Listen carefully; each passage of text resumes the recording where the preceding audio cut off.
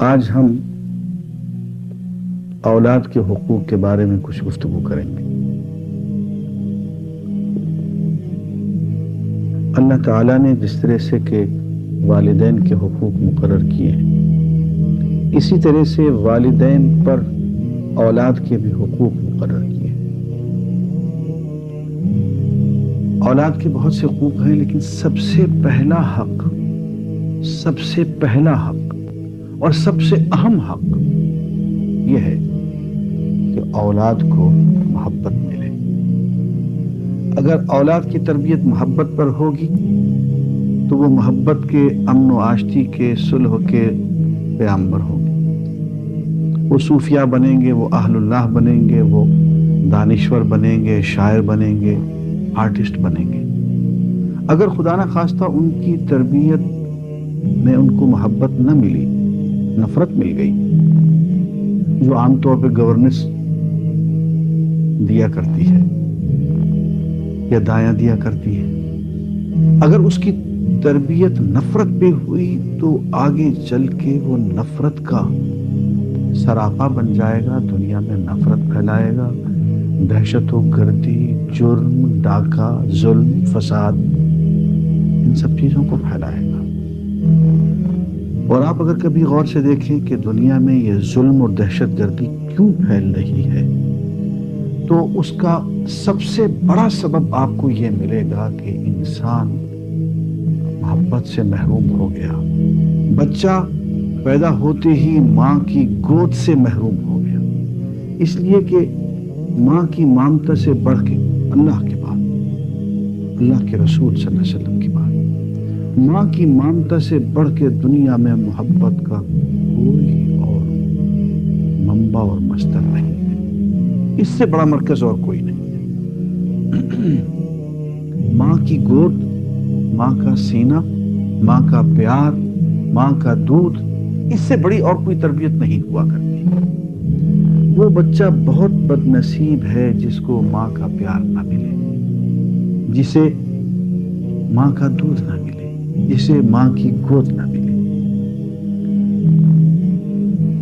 جدید نفسیات میں ایک بات بہت شد و مت سے کہی جاتی ہے، اور وہ یہ کہ انسان کی شخصیت کا 75% حصہ اس کی زندگی کے ابتدائی 3 سالوں میں مکمل ہو جاتا ہے۔ پرسنالٹی ٹریٹس، انسان کی اس کی شخصیت کے جو خصوصیات ہیں، وہ ان کا 75% حصہ ابتدائی زندگی کے پہلے 3 سالوں میں بن جاتا ہے۔ اب رہ باقی 25% اس کی شخصیت کا حصہ، اب اس کو اسکول میں، کالج میں، ماحول میں، اساتذہ کے ہاں، جہاں کہیں چاہیں آپ اس کو ٹھیک کرتے پھریے، لیکن اس کی اصل شخصیت جو ہے 75% شخصیت، وہ زندگی کے پہلے 3 سالوں میں مکمل ہو جاتی ہے۔ اور ذرا ذہن میں رکھیے کہ یہ 3 سال وہی ہیں جن میں انسان کو ماں کی گود درکار ہوتی ہے۔